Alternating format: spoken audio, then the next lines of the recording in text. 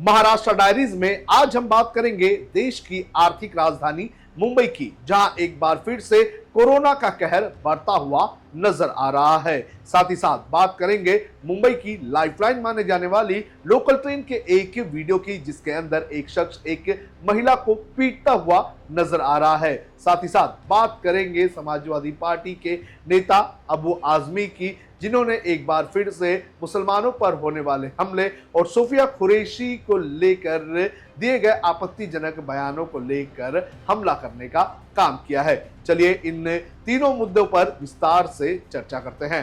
नमस्कार, आप देख रहे हैं लोकमत हिंदी। मेरा नाम है सोनू कनौजिया।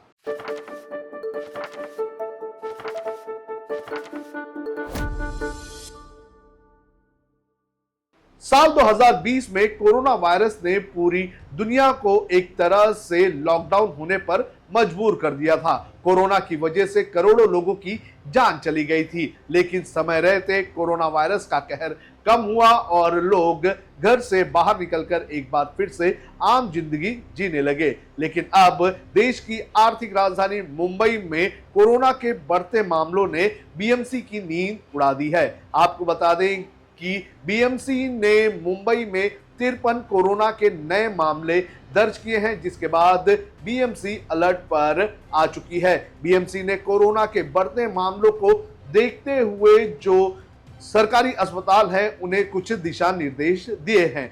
एहतियातन के तौर पर बीएमसी ने 7 हिल्स अस्पताल में 60 बेड्स जो है वो कोरोना वायरस के पेशेंट्स के लिए रखने के लिए कहा है, जिसमें 20 पुरुष पेशेंट्स के लिए रखे गए हैं, 20 बच्चों के लिए और 20 महिला पेशेंट्स के लिए रखे गए हैं। साथ ही साथ अस्पताल को आईसीयू यूनिट्स कोरोना के लिए अलग से बनाने के लिए भी कहा है। इसके अलावा कस्तूरबा अस्पताल में भी कोविड की एक अलग यूनिट बनाने पर चर्चा की जा रही है। आपको बता दें कि पिछले कुछ दिनों में यह देखा गया है कि साउथ एशियन कंट्रीज में बड़े पैमाने पर कोरोना के मामले बढ़ते जा रहे हैं। हांगकांग, थाईलैंड ऐसे जो देश है, यहां पर कोविड का कहर एक बार फिर से बढ़ता हुआ जा रहा है। कोविड का नया वेरिएंट JN1 ये भी बड़े पैमाने पर बढ़ता हुआ नजर आ रहा है। लेकिन बीएमसी ने साफ तौर पर लोगों को यह हिदायत दी है कि वो डरे ना, वो घबराए ना। बीएमसी की तरफ से सभी इंतजाम किए गए हैं और अगर आपको किसी भी तरह से कोविड जैसे कोई सिम्टम्स दिखते हैं तो आपको डॉक्टर्स को दिखाना है या फिर बीएमसी की हेल्पलाइन पर आपको संपर्क करना है। आपको बता दें कि मई के महीने के पहले तक कोविड के लगभग 20 एक्टिव केस थे, लेकिन अब कहा जा रहा है कि कोविड के केस जो है वो बढ़ते जा रहे हैं। महाराष्ट्र के अलावा तमिलनाडु और केरल में भी कहा जा रहा है कि कोविड के मामले बढ़ रहे हैं।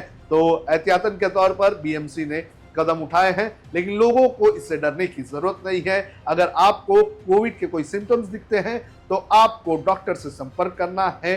कोविड इतना खतरनाक नहीं है, लेकिन हमें लापरवाही भी नहीं करनी चाहिए।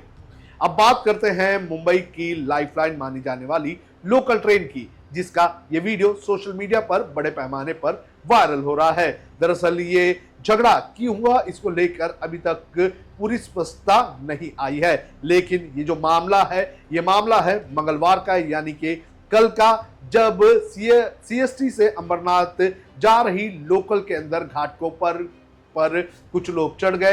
हैंडीकैप कंपार्टमेंट की यह घटना है और यहां पर एक पुरुष और एक महिला के बीच सीट को लेकर विवाद हुआ और इस विवाद के बाद ये जो पुरुष है वो इतना भड़क गया कि उसने इस महिला को पीटने का काम किया। इस वीडियो में देखा जा सकता है कि आसपास के लोग इस शख्स को रोकने की कोशिश करते हुए नजर आ रहे हैं, लेकिन ये शख्स रुकता हुआ नजर नहीं आ रहा है। अपने हाथ में जो सामान है उससे महिला के ऊपर ये हमला करता हुआ नजर आ रहा है। मुंबई की लाइफलाइन मानी जाती है लोकल ट्रेन और पीक आवर के वक्त बड़े पैमाने पर लोकल ट्रेन में गर्दी होती है, तो ऐसे में सीट्स को लेकर हमेशा तनातनी होती है। लेकिन अधिकतर समय में देखा जाता है कि हैंडीकैप कंपार्टमेंट में इतना कुछ विवाद नहीं होता है। लेकिन जिस तरह से ये मामला सामने आया है, इसके बाद एक बार फिर से लोकल ट्रेन में सफर करने वाले लोगों की चिंता कहीं ना कहीं बढ़ चुकी है।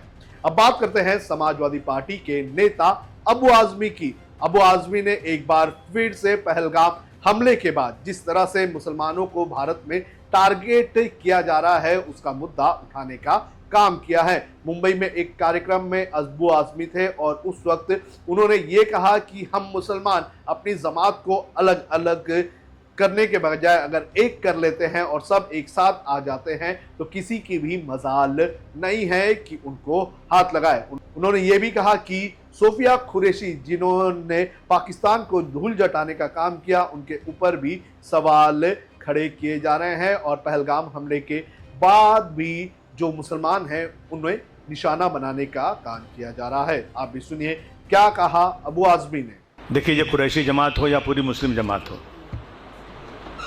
हम सब एक ही हैं।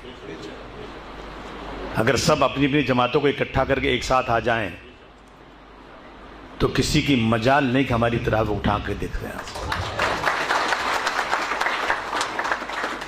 आप देखिए, सोफिया कुरैशी ने इतना बड़ा कारनामा किया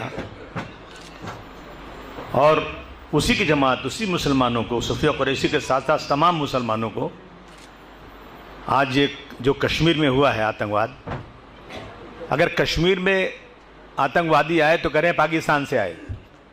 पाकिस्तान तो हमारा दुश्मन मुल्क है, उसको एनिमी मुल्क कहते हैं।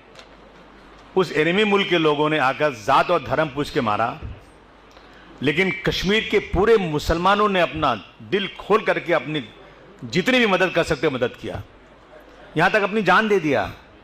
गरीब हैं वो लोग, उनका बिजनेस टूरिज़्म पे चलता है, पूरा टूरिज़्म बर्बाद हो गया।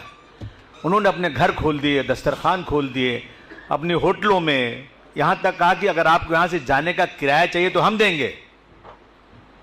लेकिन उसके बाद भी मुझे बताओ कि आज इस देश में अगर उस आतंकवादी ने धर्म पूछ के मारा तो मेरे देश में सालों से 2014 के बाद से लगातार धर्म पूछकर मुसलमानों को मारा जा रहा है कि नहीं मारा जा रहा है। आपको बता दें कि पहलगाम हमले के बाद कई ऐसे मामले सामने आए थे जिसमें मुस्लिम दुकानदारों को, फल विक्रेताओं को, कश्मीरी छात्रों को निशाने बनाने का काम दक्षिणपंथी ग्रुप की तरफ से किया गया था और उस वक्त भी लगातार अबू आजमी की तरफ से ये सवाल उठाए गए थे कि जब पूरा देश जो है वो आतंकवाद के खिलाफ भारत सरकार के साथ खड़ा हुआ है, मुसलमान पूरी तरह से भारत सरकार का समर्थन दे रहा है, तो ऐसे में मुसलमानों के साथ भेदभाव क्यों किया जा रहा है। तो इस तरह से मुंबई की ये 3 खबरें जो आज सुर्खियां बनी हुई थी, इसके बारे में हमने चर्चा की। आपको क्या लगता है और कौन कौन सी खबरों का समावेश इस कार्यक्रम में करना चाहिए, आप हमें कमेंट करके जरूर बताएं।